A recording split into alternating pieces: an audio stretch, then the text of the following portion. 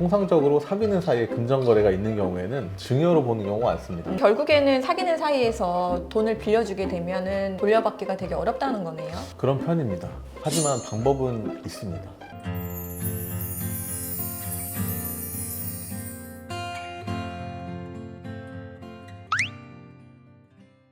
안녕하세요. 법률사무소 봄의 대표 변호사 정현주. 법률사무소 봄 대표 변호사 이완수입니다. 오늘은 이제 사귀는 사이에 돈 거래가 가끔 있을 수가 있잖아요. 그렇죠. 너무 좋으니까 막 뭐 돈을 빌려주기도 하고 뭐 명품 선물을 해주기도 하고 막 그랬는데 부득이하게 이제 헤어지게 된 거예요. 나중에 그거를 이제 다시 받고 싶다, 반환받고 싶다 이런 경우에 어떤 방법이 있는지 거기에 대해서 좀 알아보겠습니다.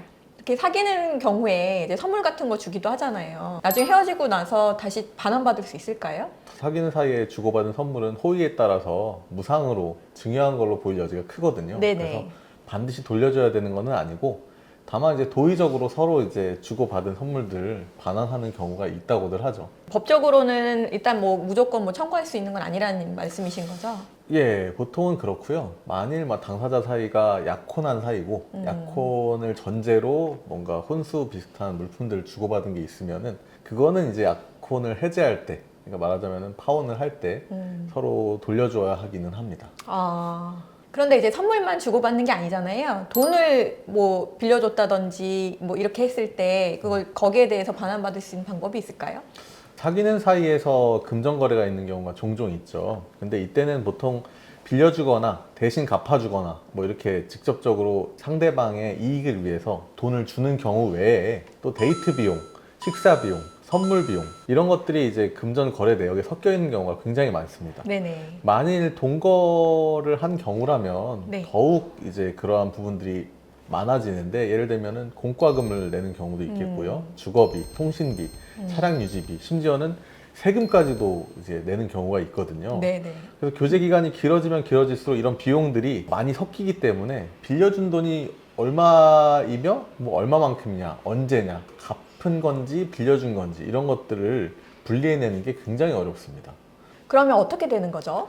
원칙적으로 빌려준 돈을 달라고 하려면 빌려준 사람이 얼마를 빌려줬는지, 그리고 그 돈을 빌려준 목적이 대여, 즉 빌려준 돈이라는 점을 증명해야 될 필요가 있거든요. 그래서 이걸 증명하지 못하면 통상적으로 사귀는 사이에 금전거래가 있는 경우에는 증여로 보는 경우가 많습니다. 왜냐하면 사귄다는 어떤 특별한 관계에 있기 때문에 마치 부모 자식 관계처럼 서로 간에 이제 금전거래는 증여로 의제된다라는 그런 느낌으로 증여로 보는 경우가 많기 때문에 빌려준 돈이라는 입증이 되지 않으면 결국 돈을 돌려받지 못할 가능성이 높아지는 것이죠. 그러면은 결국에는 사귀는 사이에서 돈을 빌려주게 되면은 그거는 일반적인 경우와 달리 돌려받기가 되게 어렵다는 거네요.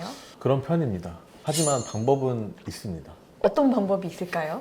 가끔 차용증을 작성하시는 분이 있으세요. 연인 간의 예. 차용증을 작성하나요? 굉장히 드문 경우인데 그러한 때는 이제 거의 뭐 100% 받으실 수 있다고 보셔도 될 거고요. 다만 이제 사귀는 사이에 그런 걸 작성해 두는 경우는 많지 않잖아요. 그렇죠. 그래서 가장 좀 현실적인 방법을 소개해 드리자면, 사귀는 사이라고 하더라도 돈을 주고받을 때 명목을 좀 명확하게 상의하고 그 기록을 좀 남겨두는 겁니다. 얼마를 내가 빌려줬다거나 언제까지 받기로 했다거나, 그리고 이제 이것을 주지 않을 경우에 뭐 부드럽게라도 독촉한 것 같은 내용, 그 돈 언제 줄 거냐, 뭐 이런 식으로 이제 독촉한 대화나 문자가 남아 있으면 그러면 빌려준 돈으로 인정될 가능성이 높아집니다. 뭐 예를 들면 뭐 이자를 계속해서 갚는다든지 이런 것도 하나의 방법이 되겠네요. 그렇죠. 그렇지만 보통 빌려준 돈에 이자를 받는 경우가 많지는 않습니다. 아까 그 차용증 말씀드린 것처럼. 네, 아무래도 그렇지만 연인 간이니까. 예, 어쨌든 분할 납부의 형태로라도 뭔가 이제 고정적으로 내가 월급 날마다 얼마씩 고정적으로 입금을 해준 금액이 있다거나 하면 그런 것들은 이제 빌려준 돈에 대한 분할 변제액으로 볼 여지도 있어지죠.